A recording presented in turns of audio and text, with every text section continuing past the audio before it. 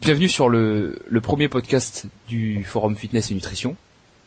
Donc je suis I Want to Change et je suis accompagné de Lyriandre et Lou. Bonsoir. Salut les gars. Alors on a une liste de questions qui ont été posées sur un topic. La première, une petite présentation des trois animateurs. Qu'est-ce qui vous a poussé à faire de la musculation ? Quelles sont vos motivations, votre hygiène de vie, etc. Alors, Lyriandre ou Lou, n'importe. Vas-y, commence mec.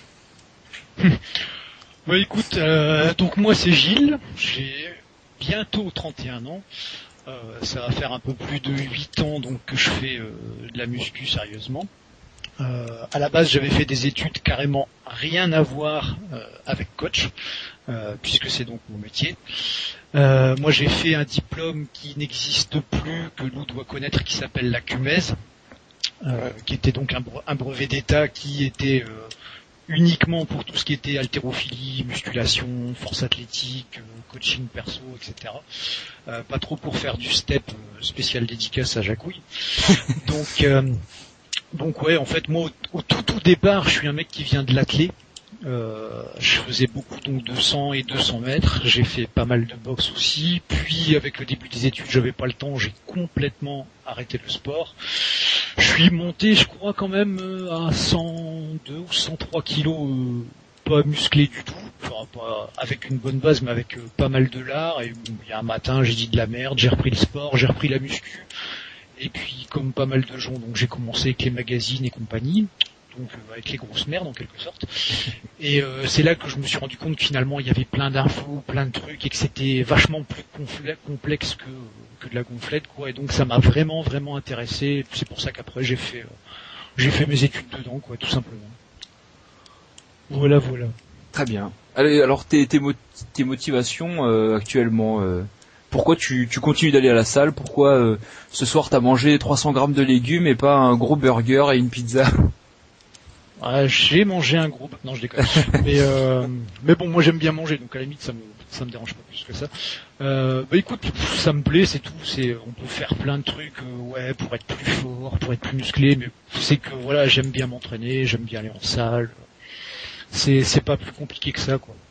Et puis on en a parlé tout à l'heure, t'aimes bien le regard des petits débutants de 16 ans qui regardent tes bras énormes. Non, justement, vraiment, c'est pour moi que je le fais, je me tracasse pas, tu vois, j'ai plus 20 ans, même si, comme Gundil, j'en ai pas 40 non plus, mais bon, tu vois, je veux dire, j'essaie de prendre encore un peu de masse maigre, rester assez sec, avoir ce que certains appellent de la musculature fonctionnelle. Oh.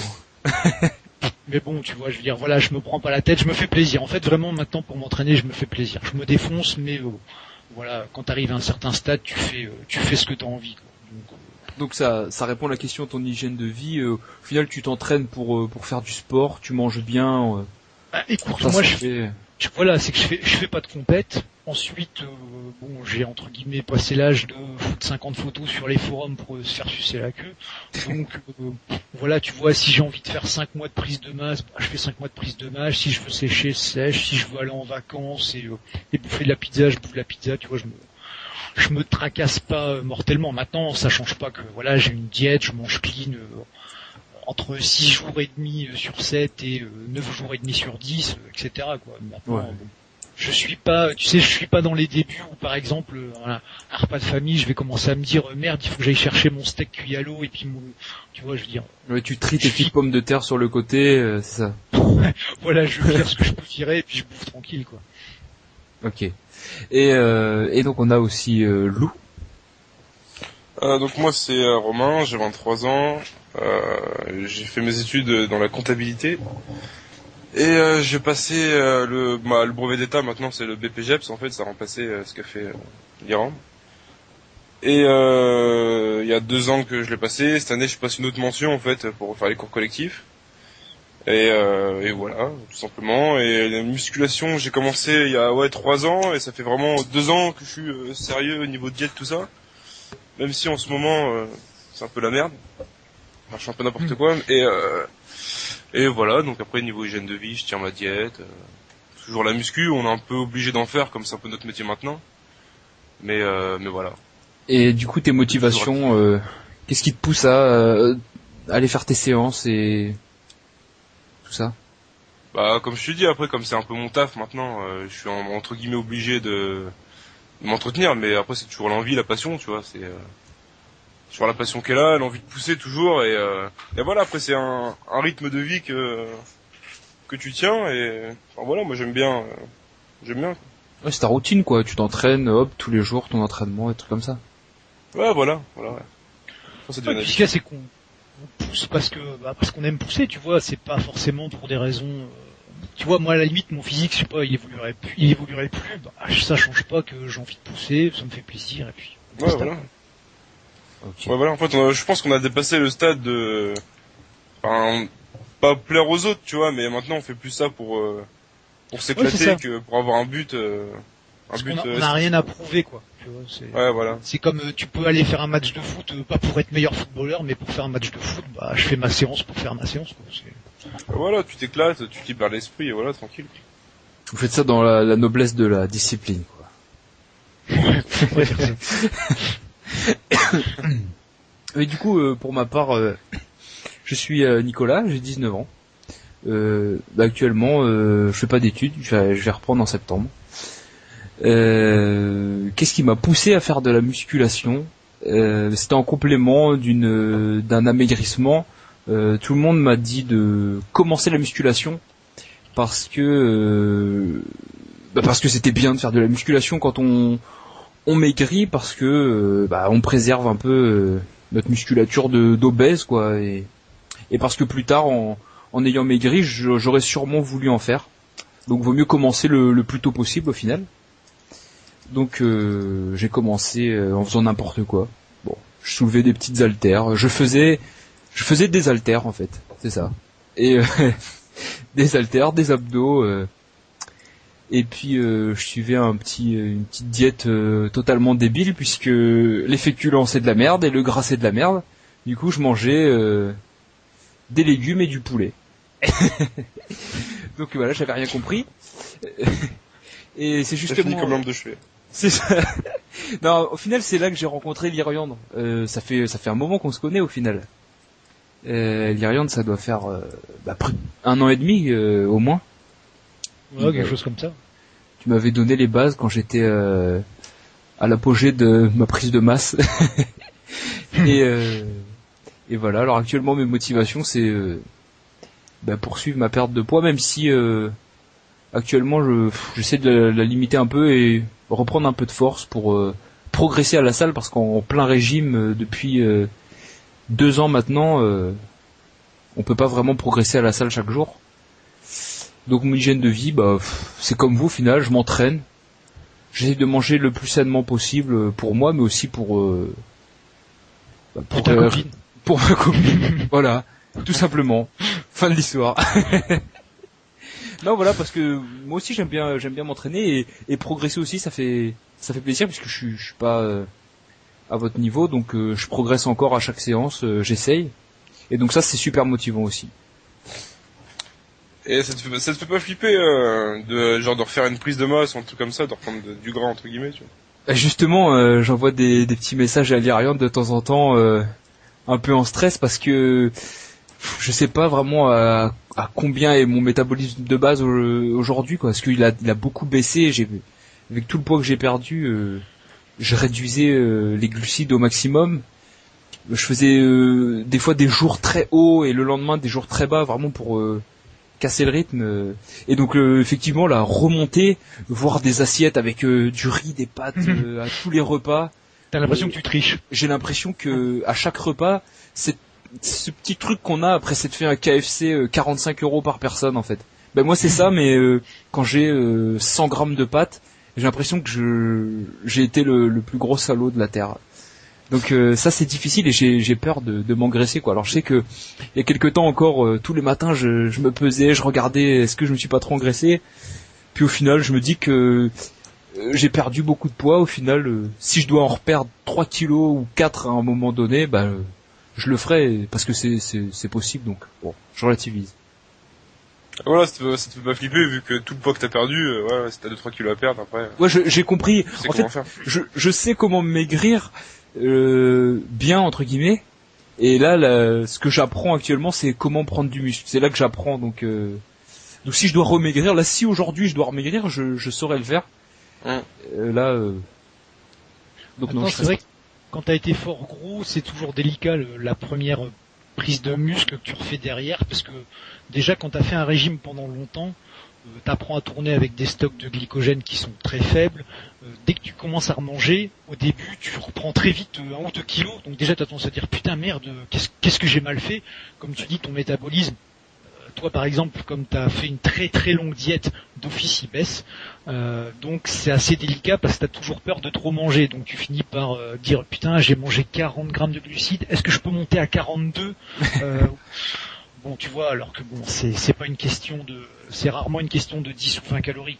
Oui, bien sûr, c'est sûr, mais comme tu le dis, la dernière fois, j'avais refait, tu sais, j'avais peut-être mis 300 ou 400 calories en plus, et boum, j'avais pris 4 kilos en 2 mois, un truc comme ça, 4 kilos et demi. Alors qu'au final, c'était propre, parce que j'avais fait, la diète était propre, elle était suivie, mais malgré tout, 4 kilos, qui sont repartis, parce que au final j'ai vu ces 4 kilos grimper, j'ai fait oh mon dieu, j'ai fait une connerie, je dois vite reperdre pour recommencer proprement, et je les ai reperdus très rapidement, c'était pas donc bon, là je stresse pas trop, ça va en fait. Donc voilà, en fait on a fait les petites présentations, du coup vous voyez un peu à qui vous parlez, parce que on écrit sur le forum, mais au final les gens nous connaissent pas trop. Tant mieux, ouais, pas trop.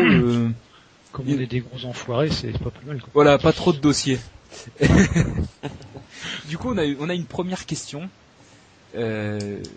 qui est comment débuter correctement la musculation. Quelles sont les erreurs à ne pas commettre et du coup, qu'est-ce qu'il faut faire dès le début pour partir sur des bonnes bases.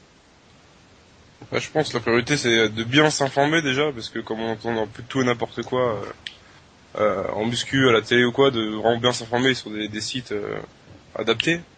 Et surtout, enfin moi le principal c'est d'avoir un objectif tu peux réaliser, te fixer un objectif à court terme, tu vois, et un objectif à long terme après, mais pour pas perdre la motivation non plus, quoi. Par exemple, je sais pas, c'est un mec qui vient, il veut perdre, il est obèse, il veut perdre, je sais pas, 50 kilos, tu vois, tu vas pas lui dire, ouais, bah dans 2 semaines, tes 50 kilos, tu les as perdus. Tu vois, donc fixer un objectif à court terme. Genre tu lui dis, bah là, à la fin du mois, on vise moins 5 kilos, moins 6 kilos, tu vois. Et voilà, donc moi le principal, tu vois, je pense c'est ça, avoir des bons objectifs réalisables. Et ça, vraiment s'être renseigné. Des petites étapes, quoi. Pour pas que. Voilà, étape par étape, voilà. Ouais. Pour que tu aies un sentiment de succès, en fait. Ouais, comme ça, à chaque mois, le mec il est content, il a pris ou il a perdu, tu vois, et voilà, que si le mec il vient te voir, il me dit ouais, bah je vais être comme Coleman ou je sais pas quoi à la fin de l'année, tu vois. Il va vite être déçu, quoi. Ouais, voilà.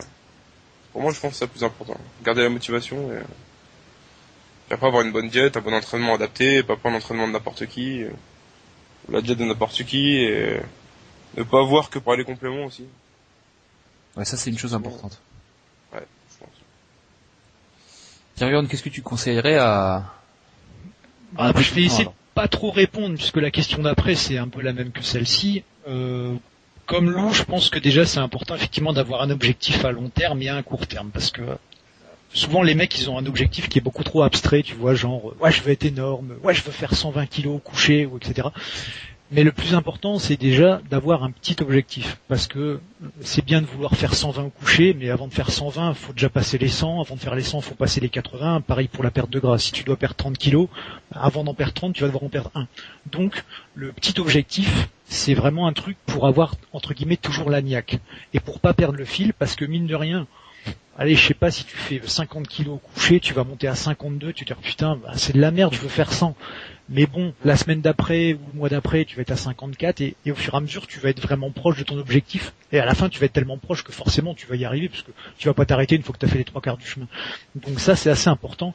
Maintenant, comme dit Lou, s'informer, c'est très important. C'est pas pour rien que des fois, on en voit un peu péter les gens qui cherchent pas et qui veulent toutes les réponses comme ça, toutes faites. Déjà parce que c'est important de savoir ce qu'on fait et pourquoi on le fait, et après faut aussi avoir un esprit un peu critique, c'est-à-dire faut pas prendre tout ce qu'on dit pour argent comptant. Il faut se renseigner, faut réfléchir, etc.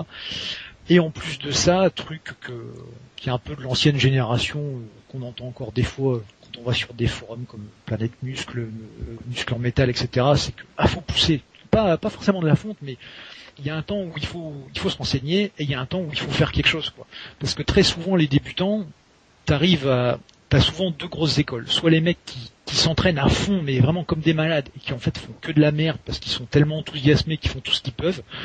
Sauf que comme ils se renseignent pas, ils font nimp. Ou alors t'as l'inverse, c'est les mecs qui se renseignent, tu vois, pour être sûr qu'ils ont pris le bon écartement sur la barre au développé couché pour bien faire la partie sternale dans la phase concentrique. Et entre guillemets, on s'en fout, tu vois. Je veux dire, si tu restes à 20 kilos, tu resteras à 20 kilos, et il va rien se passer. Donc il y a un moment où il faut réfléchir et il y a un moment où il faut s'entraîner, quoi. Et il faut que l'entraînement ce soit un peu un challenge, quoi, tu vois. Après, l'autre erreur aussi de débutant, c'est qu'il faut faire avec la motivation, mais avec ton passif. C'est-à-dire, si t'es un mec qui a toujours bouffé de la merde, qui supporte aucun légume, qui a jamais marché plus de 10 minutes, bref, qui part avec un niveau en dessous de 0, faut pas te dire en un mois je vais caser 4 séances de cardio, 5 séances de muscu, je vais faire ça et puis je vais manger. Il faut y aller progressivement, tu vois. Il faut te donner un ou deux petits objectifs et ensuite au fur et à mesure tu rajoutes. Après à l'inverse, le mec qui démarre qui a déjà un niveau athlétique ou autre, il peut faire un début entre guillemets de carrière complètement différent d'un autre mec. Donc en fait, il faut procéder graduellement, que ce soit autant sur l'entraînement que sur la diète, pas passer d'un mec qui mange un peu n'importe quoi, n'importe quand, à prendre 12 grammes d'avoine à 13h02 et à 13h17 en fait, son shaker et non pas à 19 parce que sinon ça va pas du tout, quoi.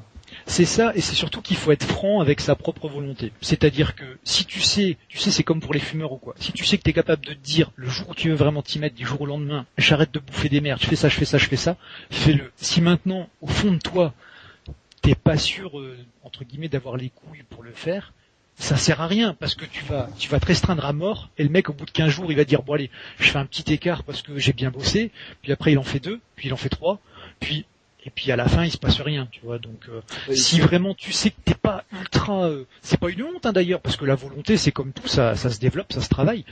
Mais voilà, si tu sais qu'au début, tu te sens pas capable de tout faire, fais pas tout, fais ce que tu peux faire, et puis après, ça va venir, quoi. C'est ça, faut pas prendre la décision sur un coup de tête en disant à partir d'aujourd'hui, je fais 13 repas par jour et tout sera parfait. Vaut mieux faire les choses proprement. Franchement, le mec qui est capable de le faire, qu'il le fasse. Je veux dire, tant mieux pour lui. Maintenant, tu sais, c'est comme les fumeurs. T'as des mecs qui peuvent s'arrêter du jour au lendemain. T'as des mecs qui vont dire je le fais, et puis tu sais très bien que 3 jours après, ils vont refumer parce qu'ils ont voulu trop faire d'un coup. Donc après, faut se connaître, quoi. Du moins, pas trop se précipiter, en fait. Ouais, comme dit Lou, tu vois, c'est comme les compléments. Bon, ça, c'est un peu la question qui suit, mais faut des bases. Les bases, c'est pas les bases pour rien, tu vois. C'est une étape qu'il faut pas cramer, parce que si tu commences en te disant, voilà, je vais claquer 400 € de compléments alimentaires par mois, ça va rien changer, tu vois. Ouais, c'est sûr. Et du coup, pour le débutant, comment débuter correctement la musculation ? Est-ce qu'un débutant va avoir besoin justement de suivre une diète très stricte comme on peut en voir très souvent, peu importe le sport, ou est-ce que rien qu'en ayant de bonnes règles, il mange correctement, il mange sainement, il mange des bonnes rations de protéines, de glucides, il compte pas en fait. Il mange bien. Est-ce qu'il a besoin de plutôt bien manger, ou il doit vraiment se faire un plan à suivre à la lettre ?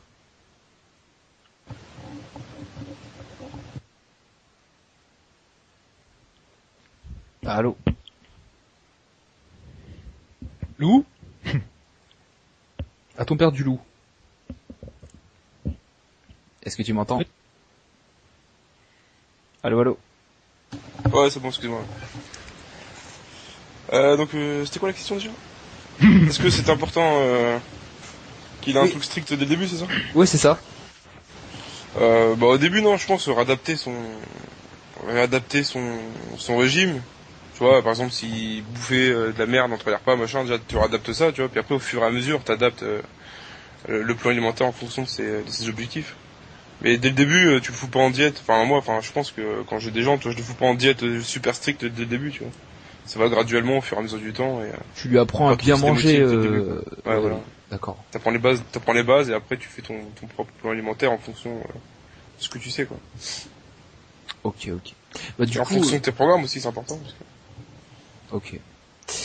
Du coup, je crois qu'on arrive à la question qui est liée. Est-ce qu'à l'adolescence, la musculation et tout ce qui entoure la musculation, c'est-à-dire suivre une diète, un entraînement, est-ce que c'est dangereux pour un adolescent, quelqu'un qui est en pleine croissance ou... Non, au contraire. Après, si c'est pas trop poussé ni rien, non, ça peut être que bénéfique. Je sais pas ce qu'on pense. Au niveau sur... Le truc qu'il y a, c'est que comme effectivement la croissance n'est pas finie, c'est rarement intéressant et intelligent de vouloir pousser super lourd sur certains mouvements comme le SDT, enfin le soulevé de terre, le squat ou des trucs comme ça. Maintenant, au niveau de la croissance, ça change rien. Après, c'est bon parce que ça renforce, si c'est bien fait, le squelette notamment, ça permet aussi de s'entretenir, ça permet de développer certaines qualités athlétiques. Donc ce qu'il y a, c'est que les gens sont assez bloqués sur la musculation parce que dès que tu penses à la musculation, les gens ils ont toujours l'image des gros bœufs, tu vois, en se disant oh putain mais non mais il faut pas être comme ça, ou bon, alors qu'on sait très bien déjà que tu peux pas être comme ça sans passer par certaines cases. Et ce qu'il y a, c'est que les gens, tu vois, se posent pas la question. Je sais pas si tu vois un prof de PS va te dire bon allez les gamins, on fait 20 pompes 10 tractions. Il y a personne qui va dire oh, attendez monsieur, on fait des mouvements de musculation. Si je fais des tractions, peut-être que je vais arrêter de grandir. Enfin, je veux dire, ça viendrait à personne l'idée, tu vois, ou dire attends, arrête de faire du sprint parce que t'es en train de muscler tes cuisses et tes hanches. Là, c'est dangereux. Je veux dire, faire des mouvements qui requièrent de la force, c'est quelque chose de naturel, c'est quelque chose de normal. Donc c'est pas quelque chose qu'il faut ne pas faire. Maintenant, c'est clair que ça sert à rien à 14 ans d'essayer de battre des records, à faire des squats, des soulevés de terre, plus des diètes de fou. Ça, c'est clair que ça n'a pas vraiment d'intérêt. Maintenant, faire des exercices au poids de corps, plus certains mouvements de fonte, avec également donc des étirements, du travail cardiaque, etc. Pour moi, ça pose aucun problème pour une jeune personne. C'est d'ailleurs marrant parce que ça, c'est quelque chose qui est, je dirais pas européen parce que justement il y a des pays où ça se fait pas mal, mais c'est un truc très Europe de l'Ouest de se dire que ça craint pour la croissance, etc. Alors qu'il y a énormément de pays, notamment aux États-Unis ou dans les pays asiatiques où, je veux dire, tu fais de la force, etc. Très jeune, quoi. Mais du coup, il vient d'où ce mythe si parce qu'au final l'enfant qui fait 30 tractions, le papa il va être content, il va dire oh là là il est fort mon fils. Mais si le fils prend ne serait-ce qu'un haltère avec un poids de 1 de deux côtés, il va être là oh doucement. D'où vient ce mythe en fait? Parce que c'est un mythe au final. Je sais pas, c'est un problème de culture aussi. Ouais, c'est la culture. C'est une question de culture.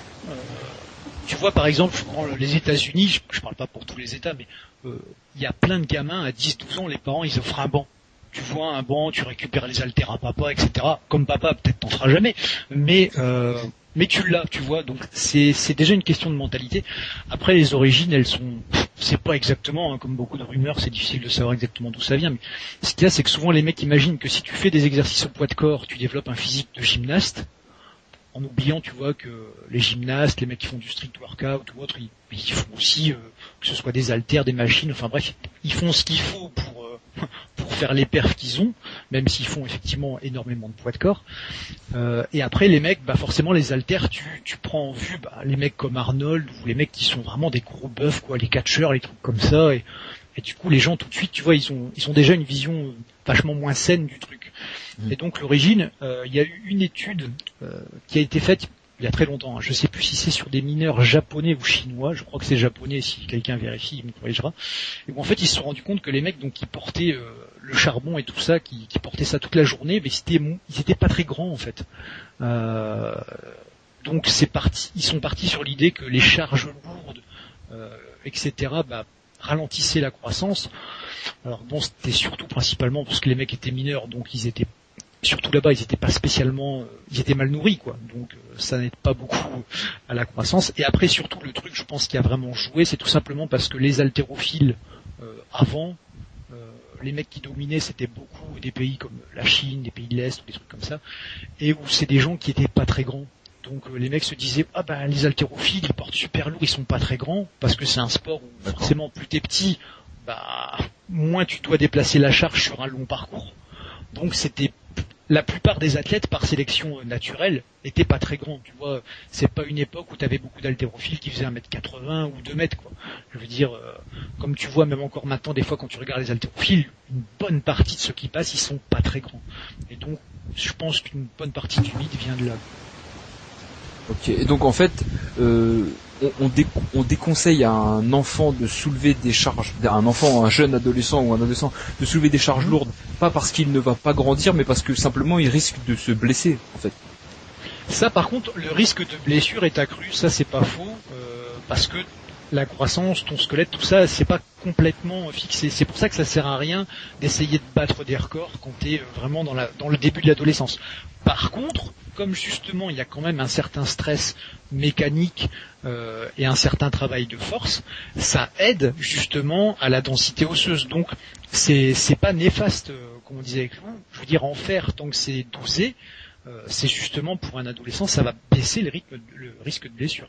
Après, il faut d'ailleurs, les gens, ce serait bien qu'ils fassent quelques statistiques, mais si tu prends la musculation en général avec le commun des sports, c'est pas vraiment le truc où il y a le plus de risque de blessure ou le plus de blessures. Je veux dire, moi j'ai plein de copains qui font que du foot ou des trucs comme ça, ils jouent pas en pro et ils ont tous eu, j'ai eu ça au ménisque, j'ai eu ça à la cheville, etc. Donc, la plupart des mecs que je connaisse qui font de la muscu, ils ont pas eu de blessure particulière.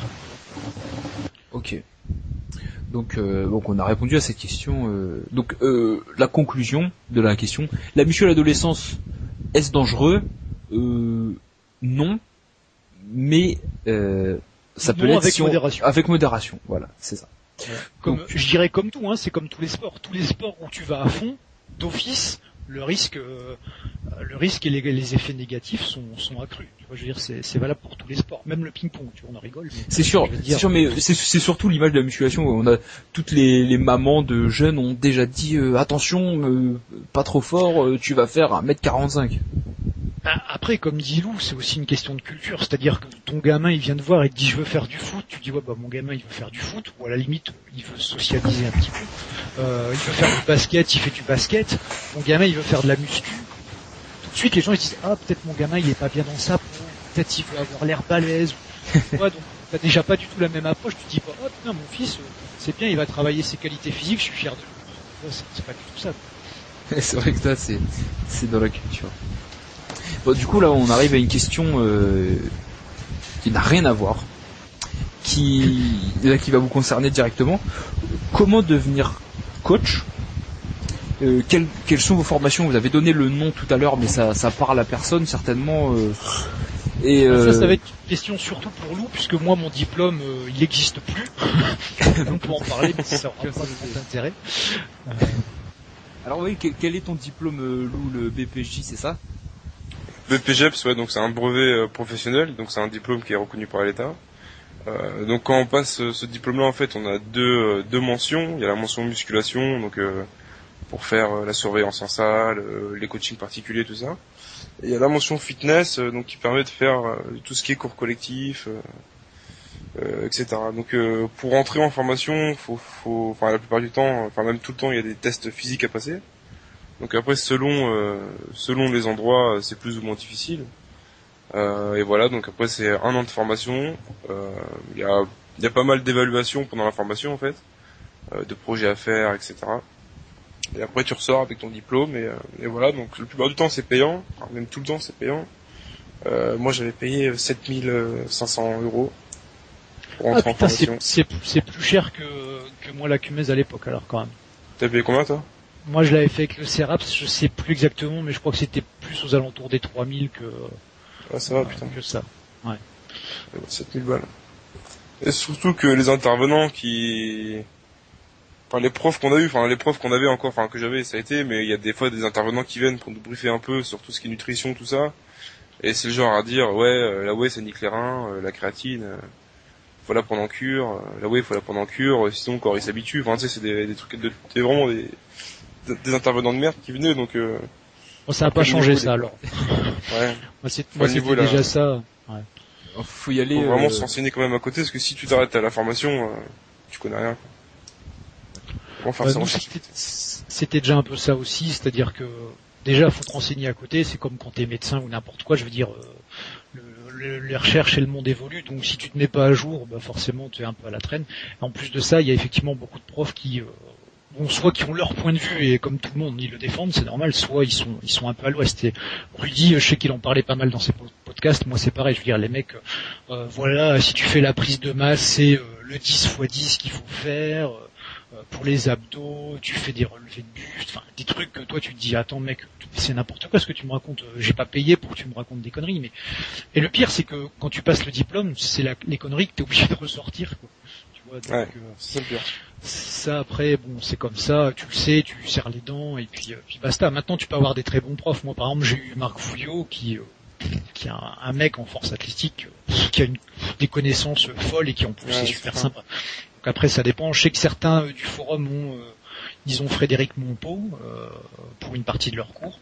Par exemple, bon bah c'est pareil, tu peux être d'accord ou pas avec le type d'entraînement qu'il fait, mais au moins voilà, t'as un mec qui connaît pas mal de choses sur son sujet, qui non ça dépend vraiment en fait sur quel prof tu tombes quoi. Ça c'est Moi j'avais mon prof principal, enfin celui qu'on avait la plupart du temps, c'est Robert Ritt. Je sais pas si vous connaissez, c'est un mec qui a fait de la boxe taille tout ça, qui a entraîné Jérôme Le Banner notamment, tu vois. Ouais. C'est un mec, il est quand même calé, tu vois, il est un peu c'est un peu un vieux con, tu vois, mais le mec il se connaît quand même. Donc non, niveau prof qu'on avait, on avait 4 profs, c'était vraiment des bonnes personnes, mais après comme je te dis, les intervenants qui venaient, c'était un peu de la merde. Donc au final, quand les intervenants se ramènent, de manière générale, vaut mieux se boucher les oreilles et y aller juste pour valider son diplôme, quoi. Ouais, parce qu'en fait, après on passe une épreuve, en fait, c'est une épreuve pédagogique, en fait, où on est évalué en centre. Donc t'as 1 heure de coaching que tu fais en gros. Donc tu suis 2-3 personnes, donc tu leur fais faire une séance, tu vois. Donc tu choisis à l'avance la séance, donc séance de force, d'hypertrophie, ce que tu veux, tu vois.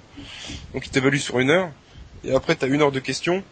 Donc, questions scientifiques sur les muscles, les filières énergétiques, les régimes de contraction, tout ça. Et tu réponds, mais voilà.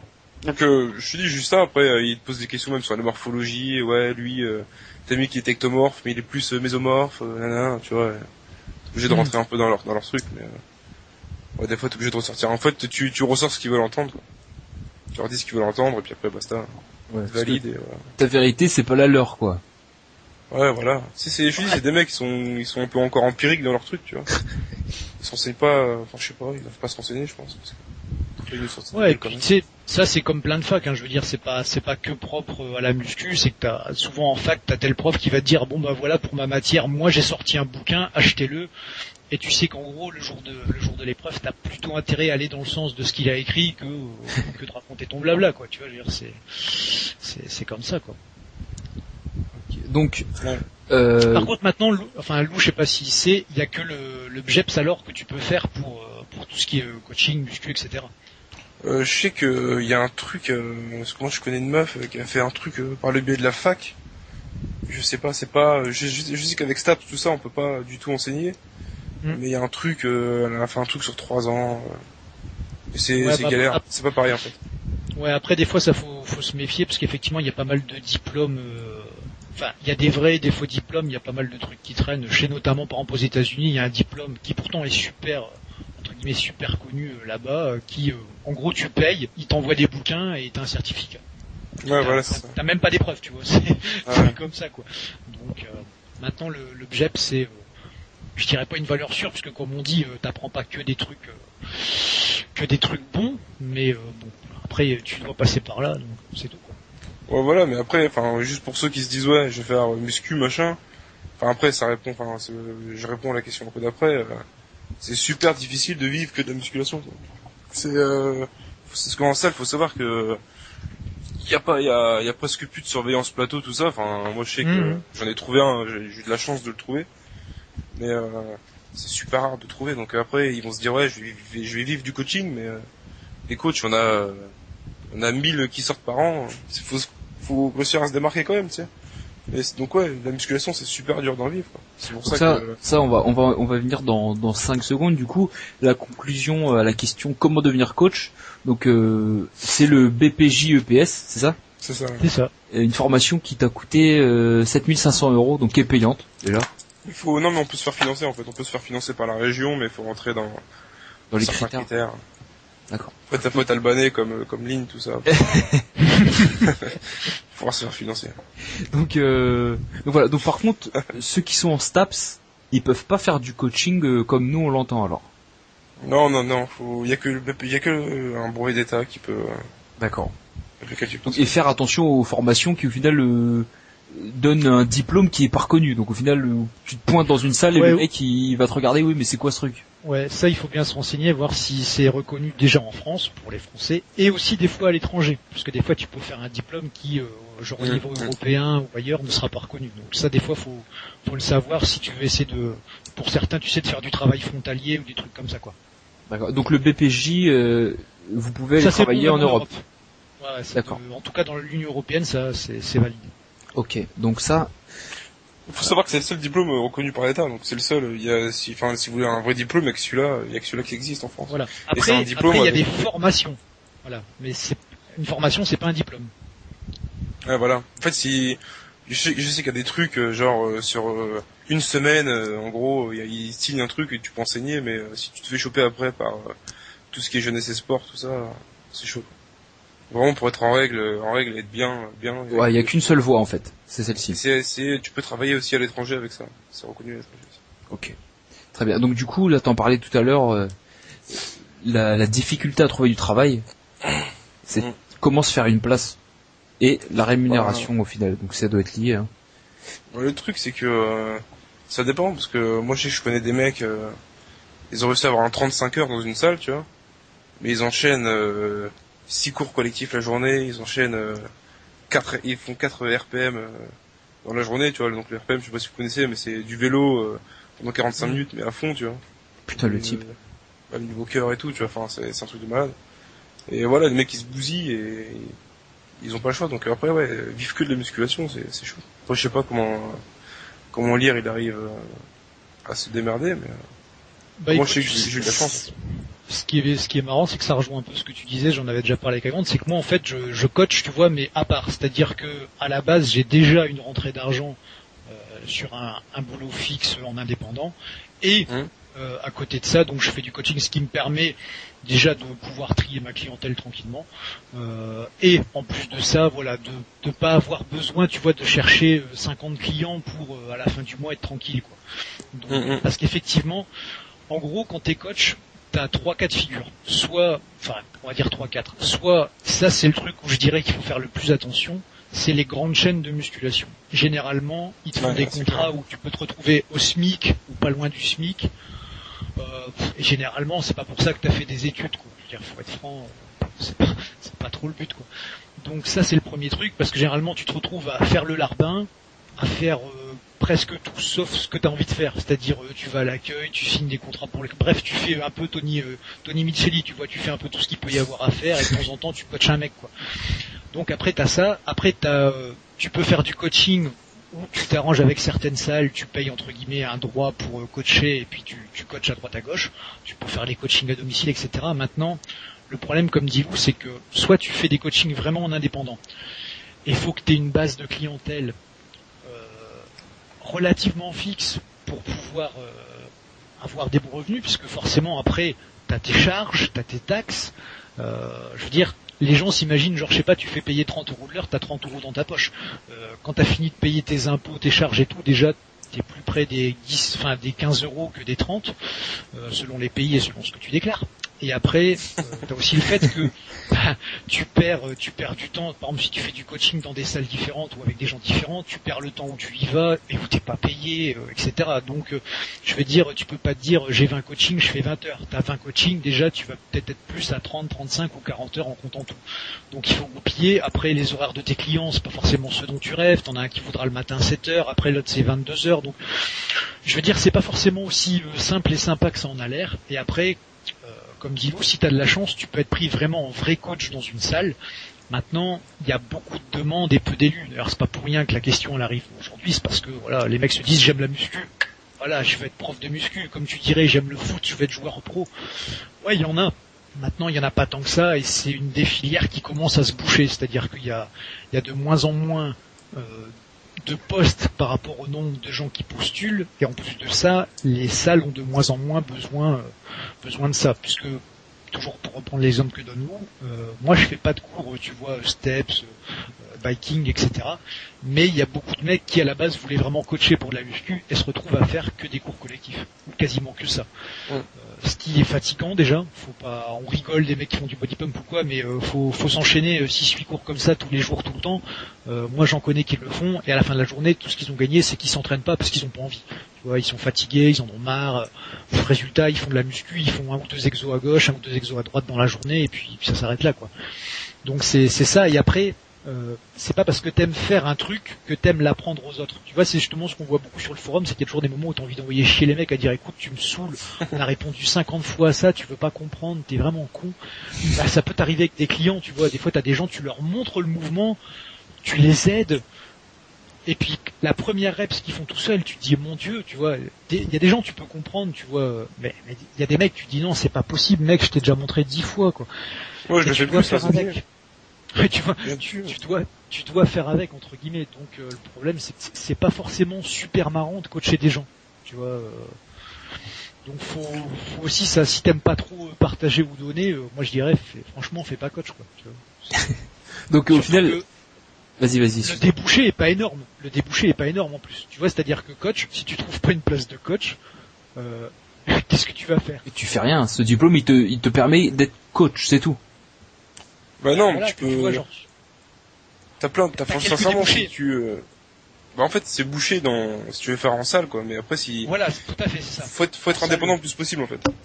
Voilà, c'est ça. Maintenant, être indépendant, tous les gens qui sont indépendants te le diront, c'est pas simple. Je veux dire, ça veut pas dire que c'est impossible, hein, attention. Le mec qui est calé, qui veut s'y mettre, qui a des capacités, il peut y arriver. Mais indépendant, c'est un peu un combat de tous les jours, du moins pendant un moment, quoi. Ou alors après, l'autre solution, comme certains coachs, c'est de faire que du coaching online, trouver une partie de vrais clients et, soyons honnêtes, une partie de pigeons, pour que tu copie-colles des programmes ou des trucs comme ça. Il y a des mecs qui le font. Donc après, ouais, mais pour faire ça, faut être un minimum, avoir un minimum de notoriété, tu vois. Voilà, et puis voilà, faut de la notoriété, et puis bon, après, faut le vouloir, tu vois.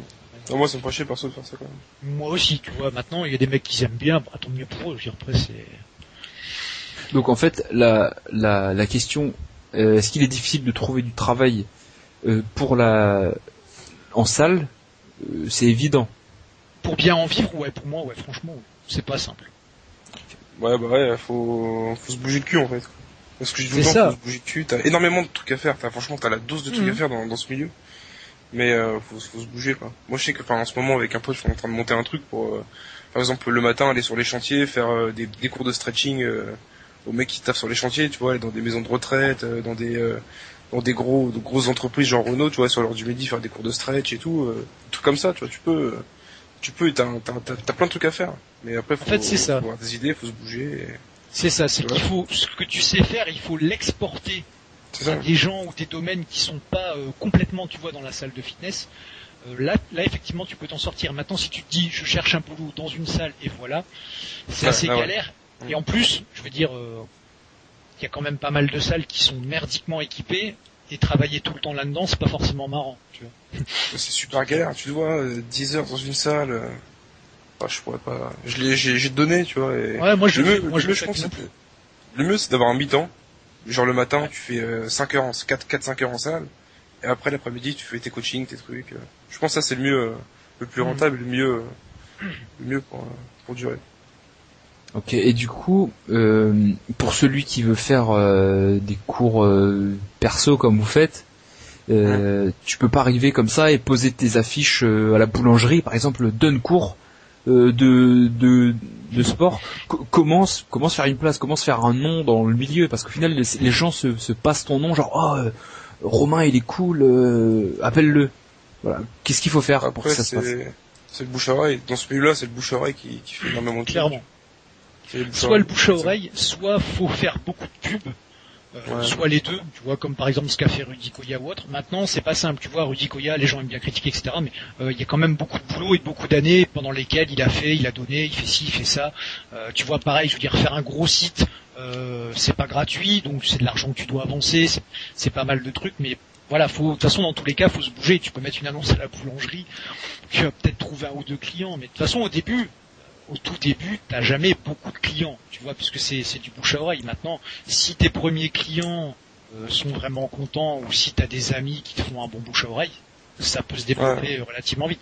Maintenant, après, il y a trouver un client avec qui tu fais 1 ou 2 heures par mois et trouver des clients avec qui tu fais 4 entraînements semaine. Tu vois, je veux dire, c'est pas le même gain non plus. Donc des fois, tu vas dire, oh, j'ai trouvé un mec, bah, voilà, il va te demander une diète ou on a un training et puis c'est tout. Et après, il a besoin de rien. Donc, c'est pas simple, mais effectivement, c'est beaucoup de bouche à oreille, quoi. D'accord. Donc, comment se faire une place, comment se démarquer des autres coachs qui aussi essayent de se faire connaître, quoi. Qu'est-ce qu'il faut proposer de plus aux clients Soit faut te spécialiser, ça peut être une technique, soit comme disait Lou, il faut aller chercher ailleurs, c'est-à-dire que entre guillemets, coach, comme tous les boulots du genre, tu te vends un peu, tu vois. Donc si tu vas avoir des domaines où les gens ne cherchaient pas du tout de coach ou quoi, et que tu arrives à vendre ton concept, tu vois, faire des cours de stretch pour que les mecs récupèrent mieux ou autre chose, tu peux déjà récupérer une clientèle rapidement, parce que les mecs disent ouais tiens, on va essayer, et puis en fonction du résultat, ça peut se développer. Soit après, le truc à faire, c'est comme on disait au début, déjà de s'informer, etc. Parce que voilà, je veux dire, dans une salle, tu vois, des fois les mecs, rien qu'en parlant avec toi, ils voient quand tu connais ton sujet, quand tu vas raconter les conneries que t'as lu dans Flex la veille ou des trucs du genre, tu vois. Donc ça joue pas mal. Et après, c'est con, mais forcément ça aide. Avoir un physique, ça aide aussi. Tu vois, moi je vois des fois dans les salles, c'est pas pour être méchant. Quand t'as un mec qui fait 55 kilos, qui est coach depuis 20 ans, qui fait 5 dips et 50 kilos développé couché, et j'exagère pas, je l'ai vu. Le mec va t'expliquer comment être énorme et sec. Bon, tu vois, c'est comme le médecin qui fait 130 kilos et qui te dit, mec, faut maigrir, c'est facile, je vais te montrer. Tu dis, attends. Il faut être crédible, dans ce que tu vends, faut être crédible. Exactement, sinon, c'est aussi, de base, tu pars. C'est aussi finalement ce qui vous motive, c'est de garder une condition physique pour. Comme dit l'autre, de toute façon, entre guillemets, même s'il y a des moments où on n'aurait pas envie, on est obligé. Je sais pas, c'est comme si t'es mannequin, t'as peut-être envie de te faire une semaine Pizza Hut, mais si t'as un shoot de prévu le samedi, tu le feras pas. Je veux dire, c'est tout, c'est comme ça, quoi. Ça joue énormément, ça joue le physique, même entre un mec qui est moche et un mec qui est beau gosse, tu vois, ils vont plus aller vers le mec qui est beau gosse que vers le mec qui est moche, tu vois. Même ça joue, tu vois, tu dis ouais, non, mais même la tête joue, tu vois. Il y a tout qui joue. Les gens ils vont te juger par ce qu'ils vont voir en face d'eux. Tu vends du physique, tu vends ton physique, voilà, ce que t'es, quoi. En gros, ils vont se dire ouais, s'il y a un mec gros, il est gros, comment il va me faire maigrir, tu vois. Ouais. C'est con, mais. Et donc la question de la rémunération, tout est lié au final. Et au nombre d'heures que t'es prêt à sacrifier, parce que si tu fais du coaching privé, tu vas passer du temps sur les routes. Après, t'as par exemple, je dis n'importe quoi. Imagine à la base, mes tarifs c'est 50 € l'heure, tu vois. Si je vais me déplacer à 40 km, je vais augmenter. Donc après, l'essence c'est entre guillemets remboursé, mais ouais, faut pas que tu sois perdant, sinon ça sert à rien. Après, l'autre truc aussi qui peut t'aider à vendre, c'est avoir un palmarès. C'est con. Ça d'office, voilà, tu vois le mec qui est, je sais pas, premier départemental ou régional en force athlétique, bon, tu peux te dire, ouais, lui, je veux bien qu'il me fasse un programme de force, tu vois. C'est des trucs aussi qui aident à avoir un palmarès, connaître déjà des gens dans des clubs ou des trucs comme ça, c'est toujours des trucs qui aident à vendre. Maintenant, c'est clair que le mec qui, derrière son PC, se dit, je veux être coach, je fais une formation de coach, je vais envoyer mon CV dans des salles, et puis, non, ça, généralement, ça marchera pas, tu vois, d'office. Ouais, donc pour pouvoir vendre du rêve au mec, il faut pouvoir être énorme, quoi. Si t'es tout maigre et tout sec. Pas forcément. Tu prends genre un mec comme je sais pas Christophe Cario. Bon, c'est pas une crevette. Maintenant, c'est pas Ronnie Coleman, mais voilà, s'il te parle ou s'il te demande ce qu'il sait faire, en 2 minutes t'es convaincu. Tu vois, c'est pas forcément, t'as pas forcément besoin d'être énorme, parce qu'à la limite, autant les jeunes mâles alpha, tu vois, ils voient un mec de 110 kilos sec, ils vont se dire, oh putain, lui je vais le voir, il doit tout savoir, naturellement je vais être comme lui. Autant, t'as des gens, ils vont voir arriver un monstre de 110 kilos, ils voudront pas de ça comme quoi. Ils vont dire, oh putain, demain je vais me réveiller comme ça et... Non mais c'est ça, c'est que t'as des gens, ils veulent des mecs avec des physiques plus normaux, ou plus fitness, ou plus plus esthétique, ou tu vois, je veux dire. Et puis tous les types qui prennent un coach ou vont dans une salle ont pas pour objectif d'exploser des t-shirts XL. Après c'est le délire de certains. T'en as pas beaucoup encore comme ça. Souvent c'est un peu de tonification, un peu de perte de poids. Ouais, c'est ça, ou pas mal de perte de poids aussi maintenant, tout à fait. Ouais. C'est rare, un mec qui vient me voir et qui me dit je vais t'énorme. Ah, c'est ça quoi. Okay. Surtout que moi franchement le mec qui vient me voir et qui me met une photo d'Arnold et qui me dit ouais je vais être comme ça, bon bah voilà, une fois qu'on commence à parler franchement, à dire bah écoute il faut faire ça, le mec dit ah ouais oh, putain bon bah au final, non en fait lui faire un peu de vélo quoi. Ouais, c'est ça quoi. Ok. Donc comment se faire une place, bah trouver des nouveaux concepts alors. Faut se bouger et trouver des nouveaux concepts. C'est ça. C'est qu'il faut se bouger, c'est que t'es coach, tu es coach, c'est comme quand tu tiens un restaurant ou quoi, t'es un parmi 10 000 dans ton coin, donc soit bah tu vas au contact des gens, tu vas chercher, soit t'attends que ça vienne et ça viendra jamais quoi. Et peut-être au début, au final, travailler un peu à perte, au final. Ça c'est même sûrement. Bah, de toute façon, c'est clair que si tu te lances dans le coaching, le premier mois ou les premiers, il y a peu de chances que tu dises putain ce mois-ci j'ai fait 2 000 euros ou 3 000 euros. Je veux dire il faut. Tu démarres entre guillemets comme plein de commerces, comme plein d'indépendants. Les premiers mois c'est assez serré quoi. Ça, mais au final après tu peux te permettre pour certains d'avoir le luxe de choisir lui c'est un con, il va me saouler, hop je le mets de côté, j'aurai quelqu'un d'autre qui viendra. Donc faut être patient. Pour être un fou, tu vois, c'est pour ça que je disais ouais le mieux c'est d'avoir un mi-temps. Au moins t'as 600 euros, 800 euros de sûr par mois. Et après tu commences à développer ton coaching et au fur et à mesure. Après tu peux arrêter ton mi-temps et faire que du coaching. Tu vois. Mais commencer que par du coaching, c'est chaud, tu vois, c'est chaud. Ouais, financièrement, c'est chaud. Ok, donc on déconseille à tout le monde de se dire. Commencer que par ça. C'est très rare le mec qui vit que du coaching. Quand on voit les mecs dans les vidéos qui sont coachs, ces mecs-là ont une chance incroyable de faire que ça. Alors dans des bonnes salles et tout, c'est l'utopie. Comme je te dis, ils sont pas coachs. Enfin, sur internet. Et puis il faut voir ce qu'ils gagnent, tu vois. Je veux dire, tu peux être coach dans une salle super connue et t'es à 1500 euros après 15 ans et enfin, tu vois, je veux dire ça veut rien dire quoi. Ça veut rien dire. Et du coup, j'avais une question qui est en rapport parce que vous disiez ouais c'est chiant parfois, t'es avec un type qui comprend rien, tu lui expliques pendant 10 minutes et au final quand le mec chope la barre, il la met derrière sa tête alors qu'on lui demandait de la pousser. C'est chiant d'avoir des mecs comme ça, c'est chiant ce genre de situation, mais qu'est-ce qui est bien alors?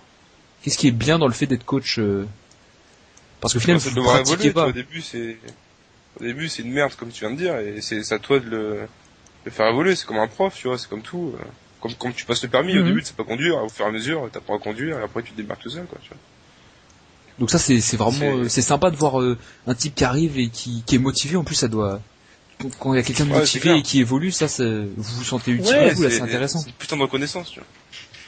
Ben, en fait, il y a plein de trucs qui sont sympas. T'as effectivement ce côté voir l'évolution des gens, tu vois, parce que quand tu vois un mec par exemple qui part obèse et 1 an et demi après ou 2 ans, il est vraiment clean, il est bien, c'est une victoire pour lui et pour toi aussi, tu vois. T'as l'impression que c'est presque toi qui a à nouveau perdu du poids, tu vois, ou des trucs comme ça. T'as toujours l'impression que c'est un peu toi aussi, tu vois. Donc ça c'est sympa. Après t'as le côté défi parce que bon, t'as tes premiers clients, puis après des fois t'as des clients entre guillemets, tu pourrais dire qu'ils sont chiants parce que justement, ils vont te poser des cas, tu vois, le mec qui va dire effectivement, écoute, moi je bouffe beaucoup et je grossis pas, tu dis ouais, bah comme tous les gens sur les forums, vas-y, tu bouffes quoi?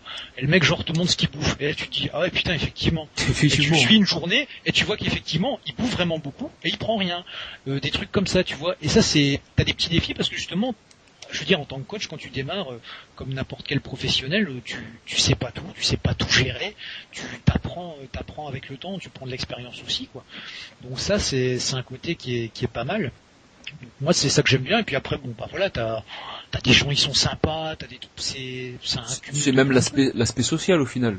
Ouais, c'est ça. Tu rencontres des gens, ok, c'est cool. Ah, tu vois, j'ai eu un client, franchement, c'est un des premiers que j'ai eu. Au début, j'ai bossé dans une salle qui faisait fitness mais vraiment pas musculo, hein, tu vois, c'était fitness et remise en forme. Et t'avais un centre esthétique, tu vois, donc les nanas qui font les soins visage, etc. T'avais un peu tout. Et finalement, c'était assez sympa. Et c'était un des premiers clients que j'avais eu. C'était un couple de vieux. Donc déjà, ça c'est un peu particulier parce que tu vas pas leur faire lightweight baby, vas-y fais ci. Et la nana direct, elle vient me voir, elle me dit ouais, ben mon mari, je vous dis, il voit presque plus rien, il est presque aveugle. Eh ben putain, franchement, quand t'as ça dans les premiers clients, tu te dis attends, je vais gérer un mec, je vais pas lui dire regarde dans le miroir ton positionnement ou quoi. Le mec il fait qu'à la sensation, tu vois. Et franchement, ben ça a été c'était stressant au départ, mais c'était vachement intéressant. Donc t'as des cas comme ça qui sont assez sympas, quoi. Ouais, c'est clair. Donc il y a des il y a des bons côtés quand même. De très bons côtés que de mauvais. Peut-être qu'il faut patienter avant de voir vraiment les très bons côtés. Après, ça dépend de tes clients, ça dépend de ce que tu fais, ça dépend plein de trucs. Hein. Je veux dire, tu sais, c'est comme plein de boulot. Il y a des mecs qui rêveraient d'être à telle place et des mecs qui y sont et qui se disent oh putain, je ferais bien autre chose. Donc, c'est difficile de répondre dans le temps. Ce qui te plaît maintenant peut te faire chier 10 ans après, tu vois. Ouais, ce qui est pas faux. Donc les bons côtés sont les. Non, il y a des bons côtés. Clairement, il y a des bons côtés. Les relations et voir le mec qui est arrivé en te faisant confiance et au final le mec a atteint ses objectifs, voire plus. Et puis des fois tu fais des amis, tu peux faire plein de trucs, hein. Et puis moi comme ça, nous maintenant, par exemple on connaît un restaurateur, tu vois, bon, ça fera rire, mais voilà, l'escalope de poulet au kilo, on paye 5 €, tu vois. Voilà, c'est des trucs cons, tu vois, mais... Ouais, c'est plein de trucs comme ça, c'est vrai en plus, c'est vrai ça. Tu connais énormément de personnes, du coup après au fur et à mesure il y a un mec qui tient des magasins, qui tient des trucs, et du coup il te fait la dose de réduc. C'est vrai. Et puis ça ouvre des portes, un jour ou l'autre, ça ouvre des portes pour du coaching privé justement, peut-être après. Ouais. Non, franchement, ça a des bons côtés, Maintenant, voilà, c'est ça, le truc, c'est qu'il n'y a pas que des bons côtés, tu vois. Les mecs imaginent toujours que genre, je sais pas, t'es toute la journée tranquille, tu t'entraînes à la place de coacher et tout. Non, c'est pas comme ça, quoi. C'est pas comme ça. Ok. Et puis, ce qui doit être vraiment sympa, c'est, se sentir un peu évoluer à travers le type, quoi. Ça doit être cool. Ouais, c'est ça, comme je te dis, t'as l'impression que c'est aussi toujours un peu ta victoire, même si bon, ça reste le mec qui fait une grosse partie, il faut pas prendre un mérite qu'on n'a pas forcément, mais non, c'est sympa. Et puis voilà, voir des mecs, tu sais, que t'aides au début, et après, même si tu les coaches plus, bon, les gens ils vont pas te payer parce qu'ils t'aiment bien, tu vois, il y a toujours un moment où si tu t'estimes capable de faire par toi-même, tu fais par toi-même. Bah, c'est toujours sympa de voir que voilà, les mecs ils ont appris, tu sais, une certaine logique pour réfléchir, pour s'entraîner, etc. et qu'ils le font, quoi. C'est toujours, ouais, c'est vrai que ça doit être sympa. Bah, j'espère que t'as perdu mes kilos avec moi au final, alors. Ouais, je t'avouerai par contre, j'ai pas eu l'impression de faire diète en même temps que toi. Hein, ça c'est tranquille. Ouais, du coup, on va sûrement entendre un nom qu'on a entendu tout à l'heure avec la prochaine question qui est est-ce que vous pouvez citer des références de livres ou de films documentaires à la fois pour débutants mais ensuite pour les plus confirmés. Alors tout à l'heure tu as parlé de Christophe Cario justement. Donc lui on peut le citer pour ses livres. Je sais pas si Lou veut commencer ou... Non, vas-y. Écoute, je vais déjà zapper le truc que je ferai, j'éviterai les livres que je conseillerais pas, parce que sinon on va faire une liste, on va commencer. Et puis on va devoir appeler nos avocats là, attention. Ouais, notamment on pourrait faire appeler des avocats. Donc bon, il y a des bouquins, c'est pas qu'ils sont mauvais, c'est qu'ils n'ont pas forcément beaucoup d'intérêt. Il y a un bouquin à la limite qui est vraiment mauvais. Je l'ai jeté tellement il était mauvais, je l'ai vraiment jeté. Ça s'appelait Alimentation musclée. Je sais plus qui est l'auteur, je crois que c'était une femme, mais c'était un livre abominable.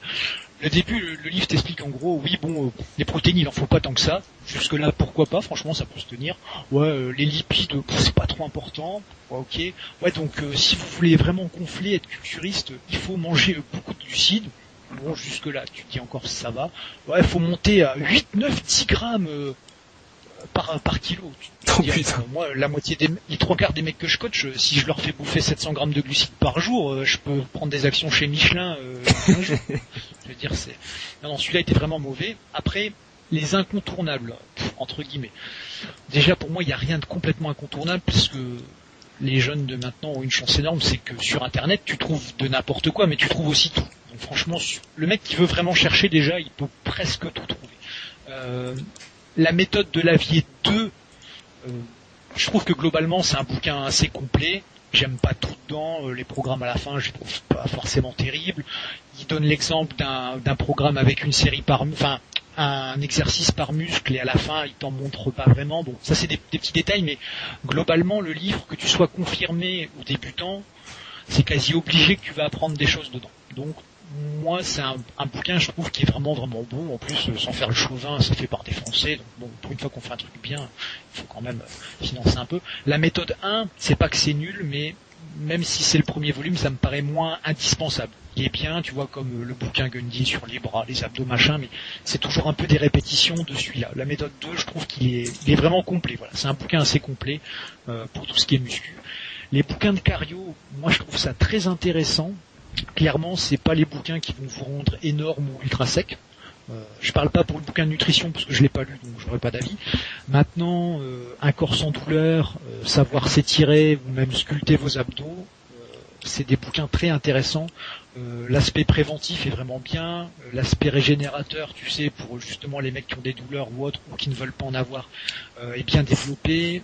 Niveau souplesse, niveau travail du corps, tu sais, un travail du tronc.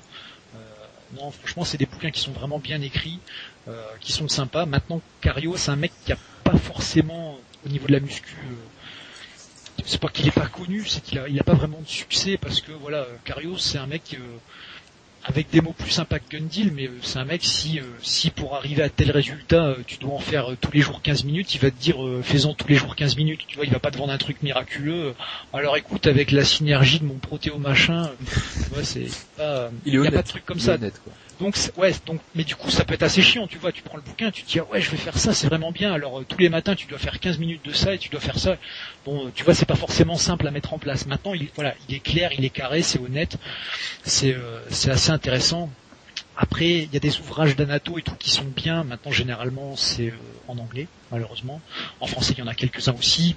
Je noterai les références sur le forum, mais bon, c'est des bouquins à 70, 80, 120 euros, tu vois. C'est plus des trucs de médecine, et ça, c'est vraiment plus des trucs pour déconfirmer, parce que pour des débutants, ça a aucun intérêt. Franchement, si c'est pour avoir la liste des muscles sur Google, tu la trouves en PDF, en image, faut pas chercher trop compliqué. Après, il y a des sites qui sont vraiment pas mal. All Musculation, je dirais pas que c'est une mine d'or, mais il a été refait le site récemment, il est assez bien fait.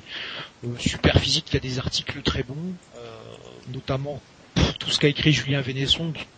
On n'est pas forcément d'accord sur tout, mais globalement, je trouve qu'il a écrit que des bons trucs et qui en plus prennent pas 100 pages à lire. Donc voilà, ses bouquins son bouquin est très bien aussi, Nutrition de la force. Là, il en a sorti un autre sur l'intolérance au blé, tout ça récemment, mais je l'ai commandé, mais je l'ai pas encore eu. Donc je sais pas ce qu'il faut. L'assiette de la force, qui avait été fait par Bonnefond pour avoir des recettes et tout, c'est pas mal. Maintenant, pour les mecs qui lisent l'anglais, les sites de Ross Emané, qui est un mec qui fait pas mal de crossfit, pour tout ce qui est mobilité articulaire, site d'entraînement et tout, c'est vraiment pas mal. T-Nation, Testosterone Nation, qui, loin d'être un site de dope, est pas mal. T'as beaucoup d'articles justement sur tout ce qui est athlétique, force, muscu, etc. Après des auteurs, il y en a pas mal qui sont assez sympas même à l'étranger, quoi. Il y a Charles Poliquin, Christian Thibaudot, Joey DeFranco. Franchement, vraiment, le mec qui veut chercher, il y a vraiment pas mal de trucs intéressants. Au niveau bodybuilding, il y a John Meadows qui fait des séries assez sympas. Non, franchement, même en PDF, il y a vraiment pas mal de trucs à récupérer, quoi. Après, niveau vidéo, docu, il y a Bigger, Stronger, Faster qui est assez connu. Je crois que les sous-titres en français se trouvent plus très facilement, qui est pas mal. C'est je l'ai pour une ce vision assez... moi j'avais cherché vision beaucoup et j'avais pas du tout trouvé ça. Ouais. Je te fais un lien. J'ai le lien avec les sous-titres et tout, donc si vous voulez. Ouais, à la limite, on mettra même sur le forum. Faudra qu'on mette tous les noms, parce que là, justement, tu viens de citer... ouais, je te dis, j'aurais une liste de noms, calculable. Ouais. Mais ouais, ça c'est un reportage qui est pas mal, qui est assez franc sur tout ce qui est dope, etc. Et d'ailleurs marrant, puisque certains mecs qui tiennent des discours dans les magazines ou autres, tu vois, qui sont pas vraiment le même dans le reportage. Donc ça c'est pas mal. Après, malheureusement, il y a pas 50 trucs vraiment intéressants, quoi. Après, les DVD de pro et tout, c'est sympa à regarder, mais des trucs où vraiment t'apprends beaucoup de choses en DVD, il y en a pas. Enfin, moi en tout cas, j'en connais pas des masses. Sur YouTube, c'est Planète Muscle, je crois. C'est Olivier Delacroix qui a fait le reportage. Ah, c'est celui où il y a Fabien Gilles. Ouais, c'est ça, où il explique qu'il a eu son truc. Ouais, celui-là il est bien aussi. C'est avec Nataf, c'est ça? Ouais, il y a Nataf dedans et tout ça. Non? Non, il y a pas Nataf. Ah oui, il y a Nataf dedans, excusez-moi, c'est ça, ouais. Il y a Fabien Gilles qui était un ancien compétiteur français qui a eu des complications de santé, etc. Je crois qu'il explique pas mal là-dedans. Ouais, si, ça c'était pas mal aussi. Oui, ça c'est pas mal aussi. C'était un truc de la horte au squat, un truc comme ça. Ouais, c'est ça. Ouais. Il y a aussi, pareil, je crois que je sais plus si c'est Delacroix qui l'a fait, c'est le sport qui fait mal. Donc ça parle un peu de dope et tout, il est bien aussi. Il est pas mal. Ça, je C'est pas trop muscu, mais ça parle un peu des excès du sport, etc. Il est bien aussi. Sinon, en force athlétique, en français, il y a un bouquin donc qui s'appelle tout simplement La force athlétique de Marc Vouillot qui est bien. Il y a vraiment que les bases, hein. Par contre, faut pas espérer, mais au moins c'est clair, net, précis. Par contre, c'est par contre c'est vraiment il y avait un reportage aussi d'ailleurs avec Vouillot là-dessus. Par contre, le bouquin, attention, c'est pas un bouquin avec 50 programmes détaillés, c'est pas un programme juste pour prendre la force, c'est vraiment sur la discipline la force athlétique. Et un autre bouquin qui est pas mal, à la limite pour les mecs qui veulent les bases pour bien comprendre le système nerveux, les régimes de contraction, tout ça. C'est un bouquin d'Emmanuel Léjard qui s'appelle... attends, je vais regarder, je dois l'avoir sur le côté. Mais bref, ça doit être pratique de la musculation et de la force, un truc comme ça. De toute façon, c'est toujours le même genre de titre. Je veux dire, les mecs sont jamais... faut pas se mentir, c'est toujours un peu... Attends, je le prends parce que là, j'en ai plein. Ça s'appelle donc Force, entraînement et musculation. Bon, voilà. Au moins, c'est direct. Donc voilà. Sinon, je crois qu'on a fait le tour. On écrira. Moi, en tout cas, j'ai fait le tour. On écrira sûrement tous ces noms parce que pas retenir. Ouais, bah après, ce qui peut être bien aussi, il y a certaines chaînes YouTube ou autres qui peuvent être assez sympas, quoi. Ok, bon alors ça. Bon, et on déconseille, par exemple, la méthode du camp pour ceux qui veulent pas lui donner quelques euros. Oh, franchement, moi je déconseille rien maintenant. Faut faire le tri, tu vois, dans les... celui qui a 25 euros à foutre, on lui dira qu'il pourra mettre un autre livre que celui-ci dans sa bibliothèque, je pense. Ça coûte 25 euros la méthode du camp. Je sais pas, mais il doit coûter une blinde, quoi. Putain. Bah, disons en tout cas qu'il y a pas mal de trucs qui se trouvent facilement en PDF et que donc on peut toujours jeter un œil avant de dépenser son argent. Ah, ça c'est le bon conseil d'ailleurs. Disons les choses. Et voilà. Et du coup, on a, si t'as le temps, si tu veux nous raconter un peu ton épopée au FIBO qui était en Allemagne, je crois, il y a quelques mois. Ouais. Avant, je vais répondre pour la question de Lynn qu'on n'avait pas pris au début. Ah oui. Différents fouets, etc. En gros, c'est à la fois super compliqué et pas du tout compliqué. T'as grosso modo 3 types de whey, le concentrat ou le concentré, l'isolat et l'hydrolysé. Le concentrat, c'est la whey de base. C'est celle qui est la moins pure, donc entre guillemets c'est la moins bien des trois, c'est-à-dire qu'elle n'a pas été forcément beaucoup filtrée, au niveau chimique elle a été fort dégradée, donc c'est entre guillemets la moins anabolique des trois. Ensuite donc tu as l'isolat qui est un peu plus pur, qui est soit utilisé par pression, soit qui est fait soit par pression à froid, soit par ce qu'ils appellent Ion Exchange Technology, donc par technologie d'échange d'ions. Les whey faites avec des échanges d'ions, c'est les whey, c'est l'isolat qui a été le plus dénaturé.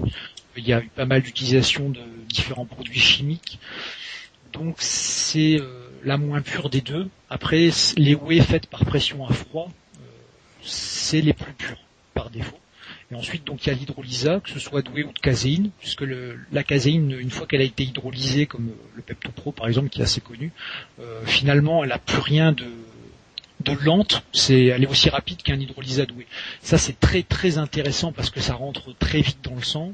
Donc l'intérêt, c'est même pas l'intérêt premier, c'est le seul intérêt entre guillemets, c'est vraiment pendant le training. C'est une des seules protéines que tu peux boire pendant le training et qui va arriver pendant le training. Après, en dehors de ça, vu le coût de ce type de protéines, en dehors du training, ça a vraiment pas d'intérêt. Et même pendant, franchement, vu le prix, il faut le vouloir pour acheter ça. Après, donc, la whey, elle peut venir de deux choses, donc soit du lait, soit c'est ce qu'on appelle des whey fromagères. Donc là, c'est en récupérant les déchets des différents fromages. Forcément, la qualité, c'est pas du tout la même. Donc le mieux, c'est la whey issue du lait, qui d'ailleurs souvent maintenant ils font des whey bioactives ou autres enrichis en lactoferrine ou différents composés du genre. Maintenant, chiffrer la différence, c'est assez difficile. Peut-être qu'il y a que 10% de différence d'anabolisme, ou 15 ou même 20%. Tu te dis finalement, c'est pas forcément énorme. Maintenant, 20% sur le cumul des mois ou des années, ça fait pas mal, tu vois, entre te dire j'ai pris 8 kilos et j'en ai pris 10 par exemple, c'est quand même pas la même chose.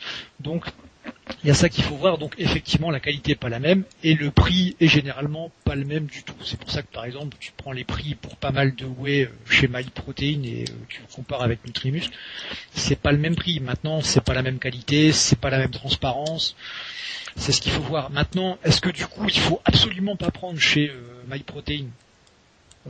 C'est difficile de répondre parce qu'il faut faire avec son budget. Maintenant, le mec qui a l'argent pour acheter autre chose que des whey de mauvaise qualité et qui utilise de la lécithine de soja, généralement soja OGM, parce que les mecs vont pas se faire chier à te faire des super soja. Bon, après ça c'est à chacun de faire pour sa santé. Maintenant, comme on disait au début, les compléments c'est des compléments. Donc l'idéal c'est d'avoir une bonne diète. Si avec la diète t'arrives à avoir ton quota de protéines et tout, et que genre tu débutes, c'est pas forcément intéressant d'aller taper là-dedans. Maintenant, si tu veux faire attention à ta santé et que tu veux prendre des compléments alimentaires, t'as clairement plutôt intérêt à prendre des whey laitières comme t'en trouves chez Nutrimus ou chez d'autres. De toute façon, pour savoir si elle est laitière ou pas, c'est assez simple en général. Comme ça coûte beaucoup plus cher, si les mecs font une whey laitière, c'est précisé, issue du lait ou issue du petit lait. Si c'est pas précisé, dans quasiment tous les cas, c'est une whey fromagère. Tout simplement parce que, je veux dire, faut pas se leurrer, entre le mec qui par exemple va dire moi mes poules elles sont élevées en plein air, je leur donne des graines à l'huile de lin, et l'autre qui fait des poules où elles sont 50 sur 1 mètre carré, tu te doutes que le mec qui paye cher tout son processus dans la chaîne, il va te le noter, quoi, il va te faire remarquer, écoute la mienne elle vient du lait, si le mec le met pas, c'est que d'office. C'est sûr. C'est que d'office, c'est pas que c'est de la super merde, c'est que voilà, elle vaut pas forcément le prix que tu payes. Okay. Et donc au niveau de la santé, c'est le fait de prendre une whey fromagère, la différence de prendre une whey laitière au niveau de la santé, c'est équivalent ou c'est juste au niveau des résultats du fait justement quand tu disais 8 ou 10 kilos de muscles. Voilà, c'est plus sur les résultats, je pense, que vraiment sur la santé. Maintenant, c'est possible que ce soit un peu moins bien pour la santé. Ça, y a pas beaucoup d'études là-dessus, du moins à ma connaissance. D'ailleurs, comme on parlait des liens tout à l'heure, pour les mecs qui ont un peu d'argent à dépenser, en français, il y a un très bon site payant si tu veux accès à tout qui s'appelle lanutrition.fr, donc qui peut être fait. Sinon en anglais il y a également PubMed qui regroupe quasiment, on va pas dire toutes, mais une grosse partie des études qui sont faites par des scientifiques sur un peu tous les sujets, dont tout ce qui trait à la nutrition et la musculation. Donc ça, pour les mecs qui lisent l'anglais, c'est assez intéressant aussi. Pendant que j'y pense. Donc non, après niveau santé, je n'ai pas souvenir d'études qui montrent qu'il y en a une qui est vraiment mieux. Après, c'est vraiment plus pour des questions d'anabolisme. D'accord. Donc là, on va recommander donc les meilleurs résultats plutôt des whey laitières. Ouais. D'accord. Après, c'est pareil, je veux dire, un isolat c'est mieux qu'un concentrat. Mais encore une fois, faut faire avec son budget, tu vois, je veux dire, à moins d'être compétiteur ou d'avoir vraiment vouloir dépenser le dernier de tes deniers dedans, il faut faire avec son budget. C'est aussi simple que ça. T'as l'argent que t'as, ça sert à rien d'essayer. Disons que t'es mieux à acheter un concentré et à avoir ta ration quotidienne de protéines que te dire je vais acheter un isolat et puis je vais en prendre 2 fois moins parce qu'il est 2 fois plus cher, tu vois. C'est celui qui prend une whey laitière. Celui qui peut, il se fait plaisir. Ouais. C'est ça. Mais bon, celui qui prend une whey laitière simple, hein. Genre la Muscle Whey par exemple, il peut être très content de ce qu'il fait. Il peut pas, il se dit je fais les choses bien, voilà. Il pourrait les faire, il pourrait chipoter, mais en tout cas il fait les choses bien. D'accord. En tout cas au niveau de la whey, ouais. Après avoir le reste, hein, je veux dire ça restera la diète. Au niveau de la whey, bien sûr. Je veux dire, ouais, mais je veux dire, faut pas te dire je prends une whey comme ça à côté, je vais manger plus tranquille parce que c'est super anabolique. Non, mais c'est ça le problème. Tu vois, c'est comme les mecs qui achètent des gainers en disant ouais, je vais prendre une dose de gainer, c'est bon, je vais être énorme. C'est la base, ça reste la bouffe, donc c'est ça qu'il faut régler en premier. Une fois que la bouffe c'est réglé, là tu peux commencer à dire ok, je prends de la whey parce que c'est pratique. Ok, je vais prendre ci ou je vais prendre ça. Très bien. Bon, comme ça on a répondu à la question de Lint et que beaucoup vont se poser parce que souvent sur le forum, certains vont faire quoi, tu prends MP, mais c'est de la merde. Et tu leur demandes pourquoi, il va te dire parce que X il l'a dit, mais X l'a dit parce que Y l'a dit, donc bon. Après MyProtein, ce que je veux dire, c'est pas une preuve de quelque chose, attention, hein, mais après chacun s'interrogera ou pas là-dessus, mais moi si j'achète un produit et que 5 fois où je l'ai, il a, pas toujours, hein, mais parfois, une couleur différente, un goût différent, une texture différente, je me poserais des questions. Tu vois, moi ça m'interpelle. Donc quand je vois les mecs qui me disent j'ai acheté du dextrose, une fois il était super fin, une fois il était un peu avec des grumeaux, une fois il était jaune, une fois il était blanc. Moi franchement ça m'inspire pas confiance. Après ça veut pas dire que c'est grave ou je sais pas quoi, mais moi tu vois ça me ferait un peu flipper franchement. Et du coup, vu que les prix sont bas sur MyProtein, est-ce que pour les compléments alimentaires, il faut pas s'étonner au final si tu payes peu?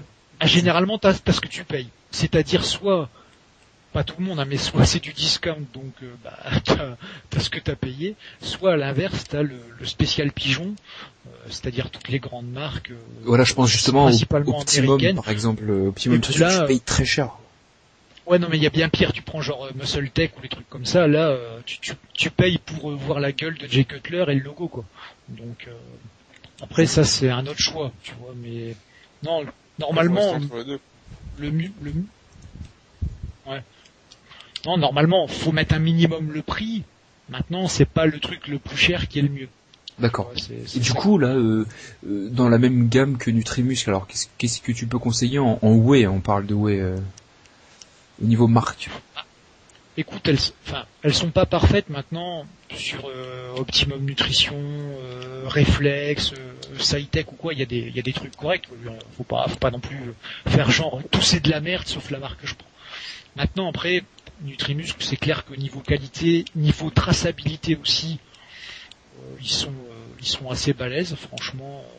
Parce que dans les Optimum et SciTech, on va retrouver de la lécithine de soja. Justement. Voilà, ça c'est des trucs généralement où tu les auras parce que Nutrimuscle, qu'est-ce qu'on leur reproche en général? Soit le volume de commande, soit que la texture elle est bizarre, ça mousse et ça fait des grumeaux, etc.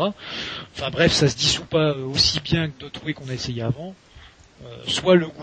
Maintenant, le truc c'est ça, c'est que forcément, moins tu mets de merde dedans, moins ça se dissout facilement, et moins le goût chimique est trafiqué. C'est ça, parce qu'au final, la lécithine de soja, c'est ce qui permet de faire en sorte que la miscibilité soit la meilleure possible, c'est ça? Ouais, c'est ça, et après ce qu'il y a, c'est que quand t'as l'habitude faut une whey que t'arrives à boire aussi. Tu vois, je veux dire, si c'est pour acheter un truc, genre j'achète des BCA, j'achète ci ou ça, et puis c'est dégueulasse, t'arrives pas à le boire, ça sert à rien, tu vois. Ouais. Donc ce qu'il y a, c'est après le problème, c'est que les gens prennent souvent les whey en fonction du goût.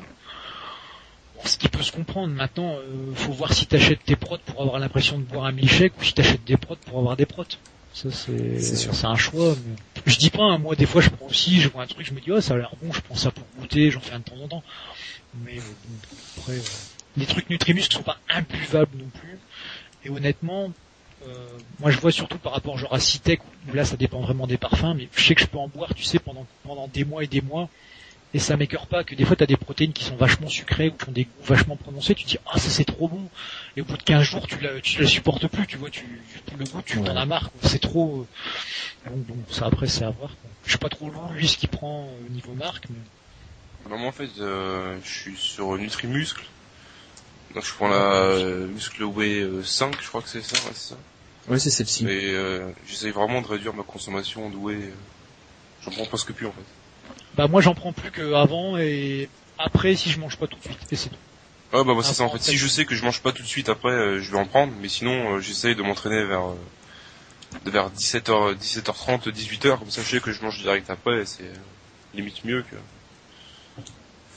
Et toi du coup, pourquoi t'essaies d'en prendre moins pour le budget ou pour non, j'ai l'impression qu'en fait j'ai de meilleurs résultats en bouffant plus solide que liquide. En fait. D'accord. Genre je vais avoir les muscles plus remplis la journée si je mangeais solide que si j'ai bu plus de prot. Ah ouais, c'est moi, mais je sais pas. Mais... t'as la satiété, t'as généralement plus de vitamines ou de minéraux sous des formes qui sont plus biodisponibles, parce que c'est que des fois les suppléments, le pire pour ça à la limite c'est les gainers, les mecs pour que t'aies l'impression d'avoir acheté le supplément tout en un, ils te rajoutent 12 milliards de merde, tu vois t'as de la vitamine C avec une forme pourrie, t'as telle vitamine, et en plus généralement c'est encore pire parce que t'as des certains métaux ou certains minéraux qui sont dans des quantités complètement folles, et finalement limite c'est plus nocif à ta santé que si t'avais rien pris, tu vois. Donc par contre voilà, là où faut mettre le prix, c'est plus plus, tu vois, genre sur les vitamines, où là, si t'en prends, faut pas lésiner sur la qualité. Soit t'en prends un, entre guillemets, cher, où il y a tout, soit, et si t'es prêt à le faire, c'est le mieux, à la limite, sinon c'est prendre individuellement ce qui te manque. Tu sais, tu regardes à peu près ce que tu consommes, tu vois à peu près là où tu dois avoir des carences et là où t'en as pas, et t'achètes en complément. Parce que par exemple, même en prenant des super bons multivitamines, généralement la vitamine C ou D, surtout la vitamine D, tu seras jamais au seuil idéal de ce que tu dois avoir, parce que les AJR, non seulement ils sont complètement teubés, tu vois, en plus de ça, pour des sportifs ou autres, je veux dire, ils sont complètement dépassés, quoi. Parce que les AJR, les gens souvent se disent, ouais, il faut suivre les AJR. Si les mecs ont décidé que c'est comme ça, c'est comme ça. Tu vois, je vais prendre 2 exemples très simples. La vitamine C, l'AJR a changé 3 fois en 8 ans. Et je pense pas qu'en 8 ans, tout d'un coup, tu vois, le corps humain s'est dit, ah non, vraiment, j'ai plus besoin d'autant, j'ai besoin d'autant. Pareil pour les fruits et légumes. Au début, c'était manger 8 portions de fruits et légumes par jour. Bon, maintenant, c'est plus que 5. Ça m'étonnerait qu'avec la qualité des fruits et légumes de maintenant, tu vois, tout d'un coup, il faudrait plus que 5, alors qu'avant, c'était 8. C'est des mesures qui sont prises quand même un petit peu au hasard, tu vois. Donc, c'est pas si clair et net que ça, quoi. Ok, parce que au final, dans les multivitaminés, si j'ai bien compris, plus il va y avoir de vitamines regroupées, moins les doses risquent d'être optimales. En fait, c'est que les mecs généralement te bourrent les trucs les moins chers. et voilà, soit ils te bourrent les trucs les moins chers, soit ils vont te mettre, je sais pas, vitamine C 500 mg, mais avec une forme qui est pourrie. Et finalement, ça te sert à rien.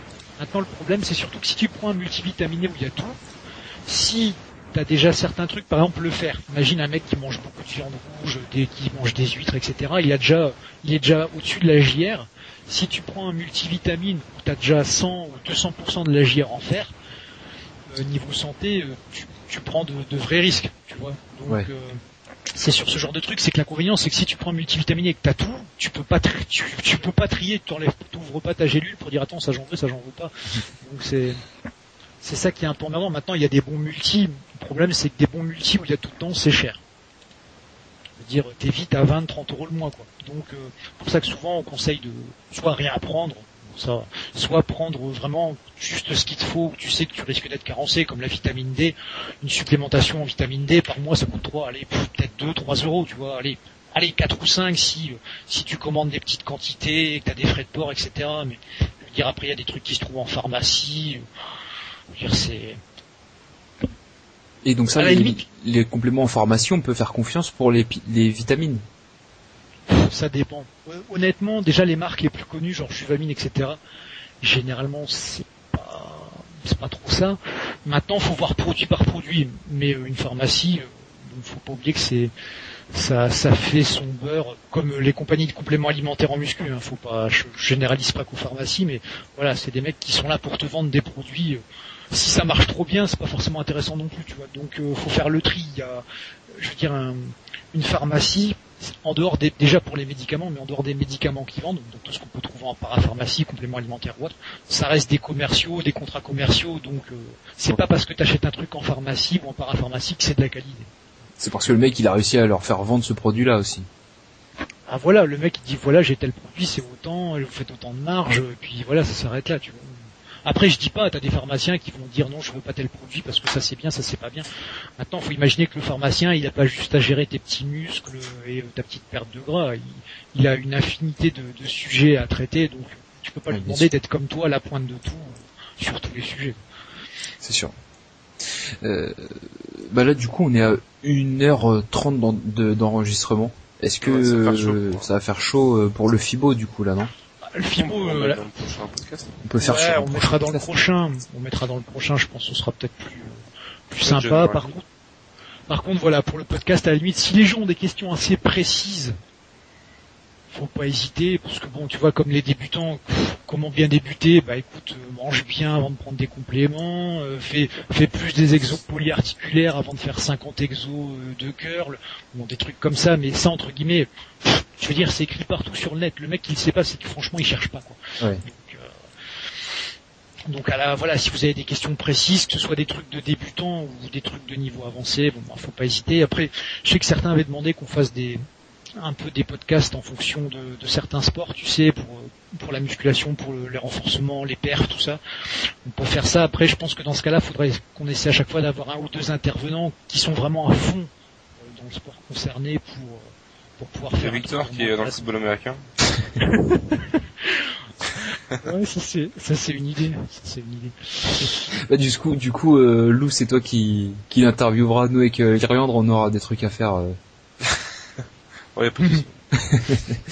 Non mais ouais, c'est sûr que vaut mieux si on veut parler du judo entre nous, je pense que c'est plus intéressant, tu vois, parce qu'après, même nous des fois en tant que coach, pour tel ou tel sport, on peut avoir une expérience, on va dire limitée, tu vois, donc c'est pas plus mal des fois d'avoir des mecs qui le font directement. D'ailleurs, des fois, ça nous permet nous aussi de voir un peu les entraînements complètement pourris que les entraîneurs te font, et tu dis mon Dieu.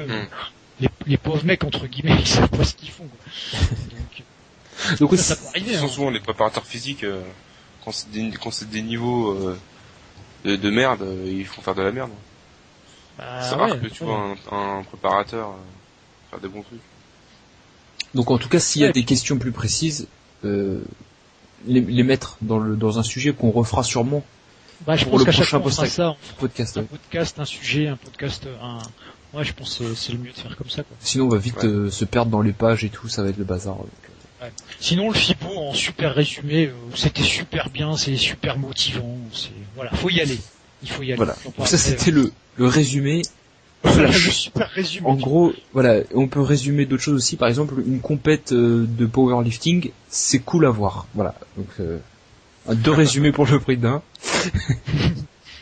Après, c'est clair, franchement, le salon de Paris, maintenant, pour un mec qui est vraiment axé muscu, force athlétique, quoi, il n'y a plus rien. Franchement, c'est désolant. Tu vois, pour les mecs qui ont connu les salons avant, c'est déprimant, il y a plus rien. Par contre, le FIBO, franchement, c'est difficile d'y aller et te dire, ouais, c'était chiant, j'ai rien vu d'intéressant, j'ai perdu mon argent. Franchement, c'est impossible. Si je me souviens pas, au salon de Paris, c'est un peu le Zumba et compagnie, là, en ce moment, c'est ça? Ah, maintenant, c'est très, ils suivent la tendance, quoi, hein, c'est-à-dire, le fitness, Les Mills, Zumba. Donc c'est pas que c'est inintéressant, tu vois. C'est plus comme avant, ça a bien changé. C'est que pour nous, c'est pas très intéressant. Bon alors voilà, si vous avez des questions plus précises, ou pas forcément plus précises, mais d'autres questions. Ouais, voilà, faut pas hésiter après. On en fera un second quand on en aura accumulé 5-6 quoi, comme on a fait ce soir. Ouais, et puis là on prend nos marques, je pense que les prochains on arrivera à traiter ça un peu plus vite. Ouais, c'est ça. Là, il y aura peut-être prendra de l'aisance, tu vois, donc.